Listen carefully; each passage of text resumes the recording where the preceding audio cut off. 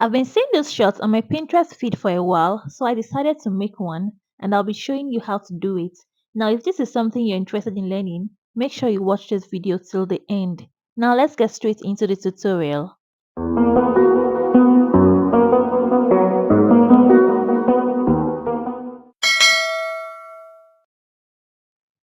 I'm starting with the drafting of the fronts. I'm coming down by 5 inches on my paper to mark my starting point.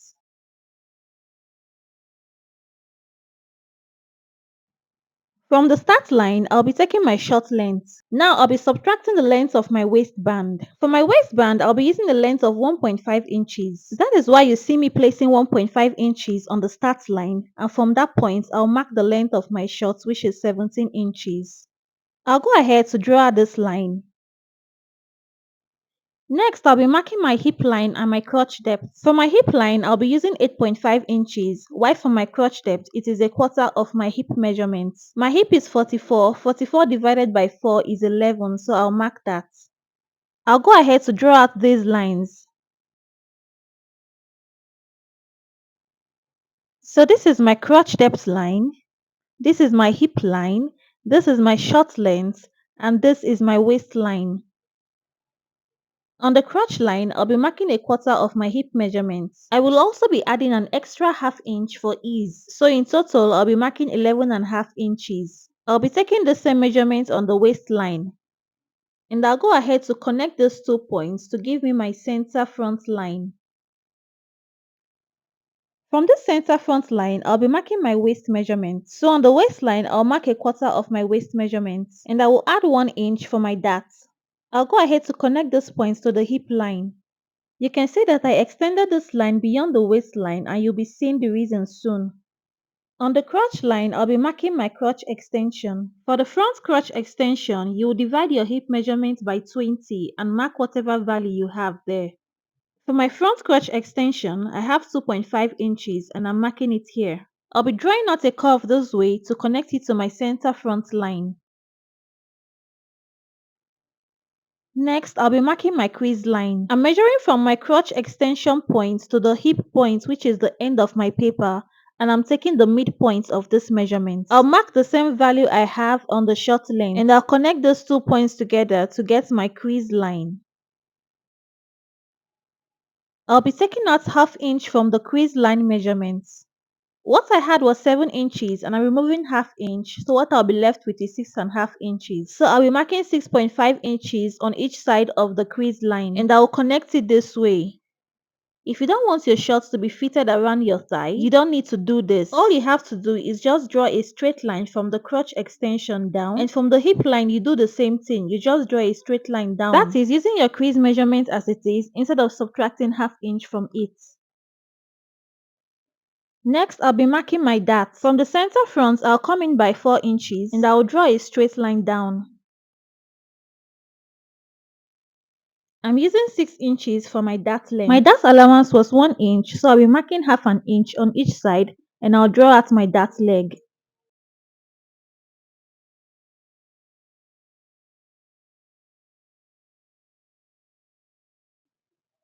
On this extension we made on the waistline, I'll go up by half an inch and I'll draw a line to connect this to the first dart leg. So this is now our new waistline. So we're done with the front pattern and I'll be moving on to the back.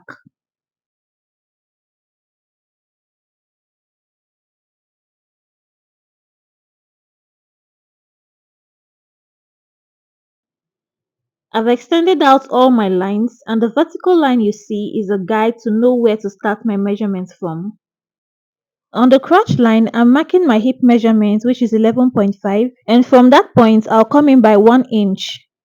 On the waistline, I'll also mark 11.5 and I'll come in by 2 inches. And I'll connect these 2 points together. This is our center back line. Now you can see the center back line is slanted, unlike the front, which is straight. From the center back line, I'll be taking my hip measurement once again on the crotch line and on the hip line. On the waistline, I'll take a quarter of my waist measurement plus my dart allowance. Then I'll go ahead to connect all those points together.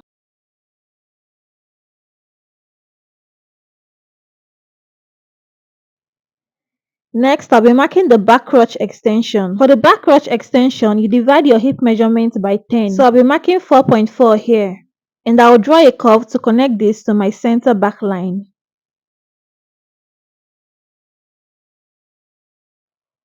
Next, I'll be drawing my crease line. I'm using the same measurements we used in front.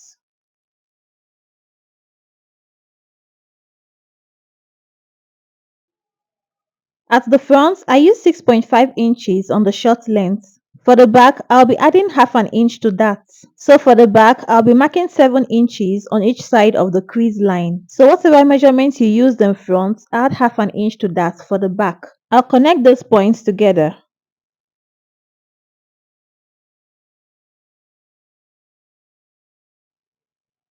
I'll just blend out those sharp points that I have here. Now remember what I said earlier, if you don't want it fitted around your thigh, just draw a straight line down at the hip and at the crotch. On this extension we have here, I'll be marking 1.5 inches and I'll connect it back to my waistline. This extension is to accommodate the butt. Next, I'll be coming in by 4 inches for my dart. Now the dart line should be straight and not slanted, so what I'll do is to square a line from that 4-inch point downwards.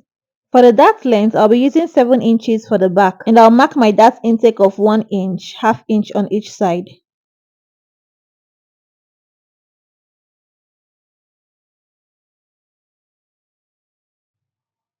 Just like we did in front, I'll be coming up by half inch on the waistline and I'll connect it to the first dart leg.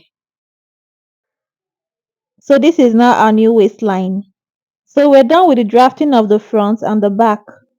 The next thing I'll do is to draft the waistband. But before I do that, I'll just separate the front from the back so I can close my dart. I'll be closing my dart this way, folding one dart leg over the other, and I'll just hold this down temporarily with paper tape. The reason why I close the dart before drawing out my waistband is because the waistband has no dart. So I want to have my actual waist measurements before drawing the band. Now extend my center front line and my waistline out this way, and I'll be measuring 1.5 inches for my waistband height. You can use between 1.5 inches to 2 inches.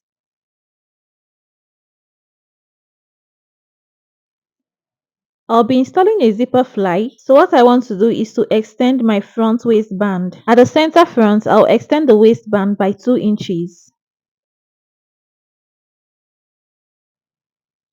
I'm drawing this arrow here so I'll be able to identify where my center front is. I'll go ahead to cut it out.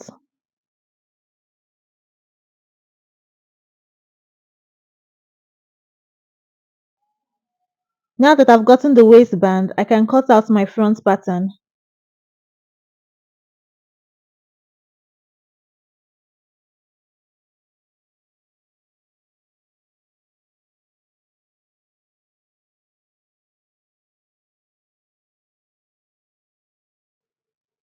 I'll be repeating the same process for the back, but unlike the front, there will be no extension for the back. It will be just the actual waist measurements. Here I'm just redrawing the waistline because there was a shortage after closing the dart.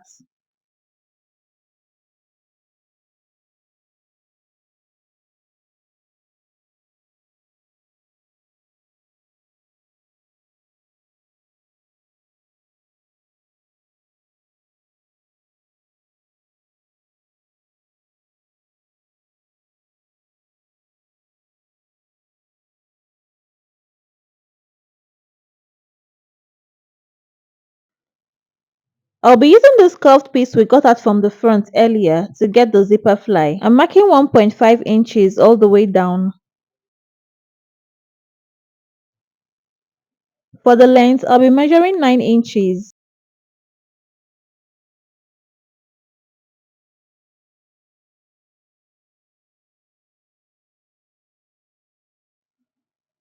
For the second piece of the zipper fly, I'll be measuring 1.5 inches also, and still the height of 9 inches. But this one is straight, unlike the first one which is curved. So these are the two pieces for the zipper fly. The next thing I want to cut out is the pockets. I'll be folding my paper into two just like this. But before I draft the pockets, I'll have to close the dart. I'll place the short pattern on the paper this way, making sure the folded edge of the pocket is facing the center front of the short. And then I'll go ahead to trace around my short pattern. I'm taking note of the hip point here. And from that hip point mark, I'll come up by 2 inches. For the pocket length, I'll be using 9 inches. And then I'll draw out my pocket this way.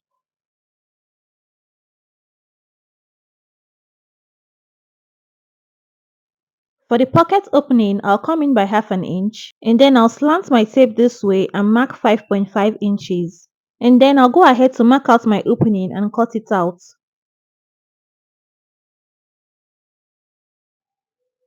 I'll also be cutting out this opening on one side of the pocket. So I'll open it up and I'll place my short pattern on it this way and I'll trace out the opening.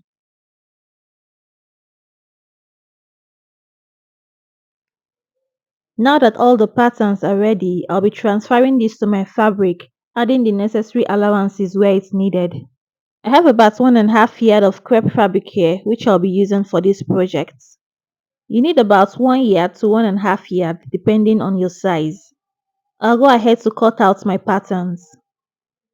This is my front pattern which I've cut out. At the pocket opening I added half an inch. At the side I added 1 inch allowance. At the hem I added 1 inch. Around the crotch and the waist I added half an inch. Now I just want to mark out the dart and make a notch there for easy identification. I repeated the same thing for the back. At the side I added 1 inch. At the hem I added 1 inch. At the center back and waist I added half inch. I also marked out the dart and made a notch. For the waistband I added 1 inch at the side. At the center I added half an inch and half an inch at the top and bottom. I cut out 4 pieces for the front and 4 pieces for the back. I'll be marking the center front and the center back on all the pieces for easy identification when joining. For the zipper fly pattern, I cut out the straight piece on fold, adding a half-inch seam allowance at the side for joining. For the curved part, I cut out just one piece and I added a half-inch seam allowance for joining. For the pockets, I added half-inch at the top, half-inch at the part where we have the pocket opening, 1 inch at the sides and half-inch at the bottom. What I want to do next is to sew down the darts. Now here's how I'll be sewing it. I'll be holding the 2 notch points together and I'll sew a stitch of about 3 inches length. That is, I'm not sewing down the entire length of the darts. This will help us to achieve that pleated effect we have in front. Now when sewing down your darts, you don't want to sew it down like a sharp V the way you would normally sew down your darts. I'll be stopping the stitch a 1/4 inch away from the folded points. So take note of this when making yours.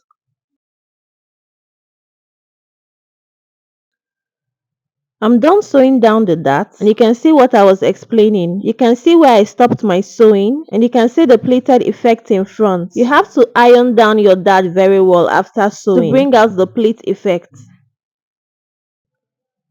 For the back piece, I used the length of 4 inches instead of 3. I'll be sewing the pocket next.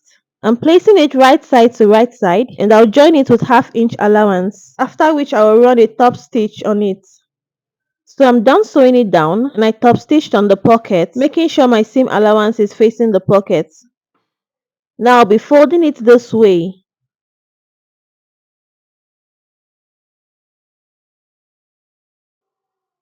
Now I'm just checking to see that my waist measurement is correct. If you check and it's not correct, you have to adjust the pocket till you get your waist measurement and the allowances. I'll hold it down with pins to keep it in place before I take it to the machine to sew.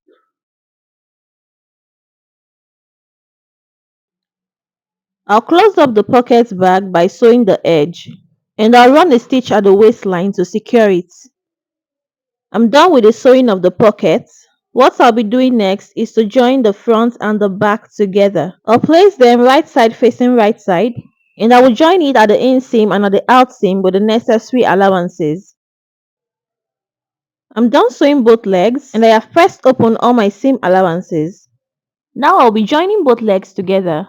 I'll turn one over to the wrong side and I'll insert the one with the right side into the one with the wrong side. I'll match them up at the crotch and I'll use pins to secure it down. I'll take this to my sewing machine and run a stitch from front to back with half-inch sewing allowance. I won't backstitch the front because I'll be opening it later to fix in the zipper fly, but I'll backstitch the back. I'm done sewing it down and this is what we have currently. I've also pressed open my seam allowance. Don't forget to weave all your rough edges. I'll also weave around the zipper fly pieces. For this one, I'll be folding it into two and I'll weave round it. I'll also be pressing it down to make it very flat. I'll be joining the pieces of the band together. Starting with the back, I'll be joining it at the center back. I'll join it with half-inch allowance and then I'll attach the fronts to it by the side. I'll join it with 1-inch allowance. Now make sure you're joining them correctly. The mark I made earlier is my guide so I know where the center is and where the side is. Also, the curve of the band will let you know where the top and bottom is. After joining, we'll be having two band pieces. I'm done joining the pieces together and I've pressed open my allowances. Now I just want to trim off the excess from the 1-inch allowance. The next thing I'll be doing is to create my belt hole. I have this long strip which I've cut out. I'll be folding it over this way and then I will stitch it down. I'm done sewing it. I'll be cutting it into smaller pieces of 3 inches length. I'll be cutting about 6 pieces of this loop. Next, I'll be arranging these loops on my band. I'm sewing them down on one piece of the band first. Starting from the center front, I'll come in by 6 inches and make a mark there for the first loop. I'll be placing 2 loops on each side of the center back. Using the center back seam line as a guide, I'll go in by 1 inch on each side and make a mark there. For the sides, I'll go in by 1 inch towards the back.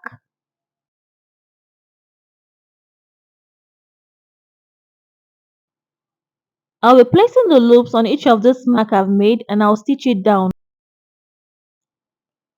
I'm done sewing down all the loops. The next thing I'll be doing is to turn the band with the other piece.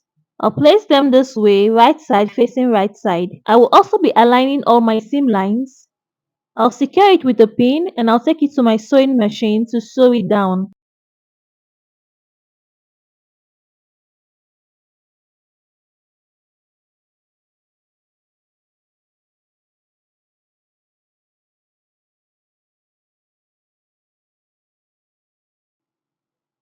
I'm done sewing it down and this is what I have currently.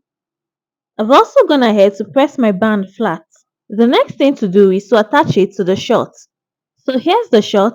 I've already installed my zipper fly as you can see. I have a detailed tutorial on how to install zipper fly on my page. So if you don't know how to do that, I'll be attaching the link in the description box. Do well to check it out.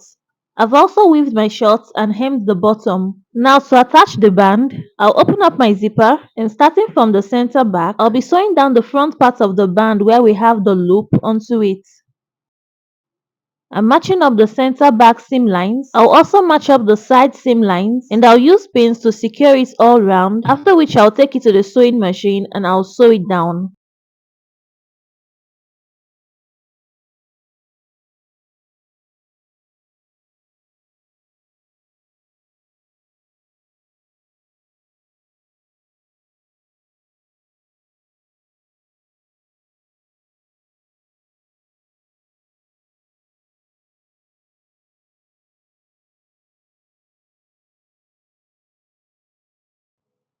I'm done sewing it all round.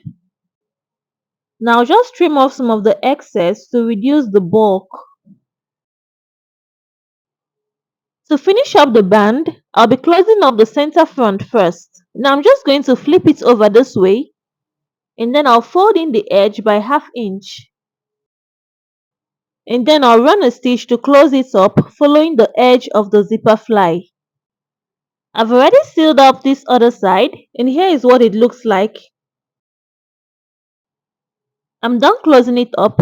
Now I'll just trim off some of the excess seam allowance to reduce the bulk. I'll flip it over to the right side and I'll fold in the half-inch seam allowance all the way round to conceal my rough edges. I'll be using pins to hold it down before sewing.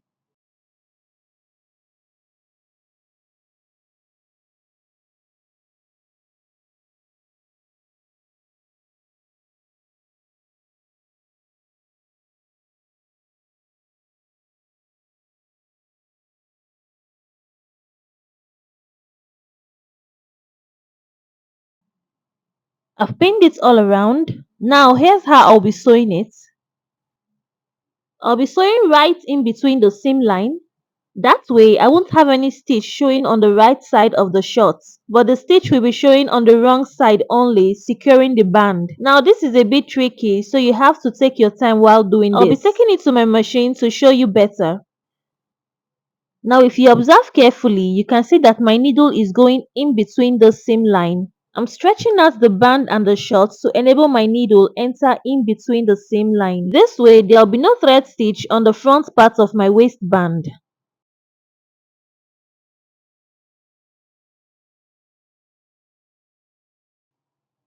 I'm done sewing it round and you can see what it looks like.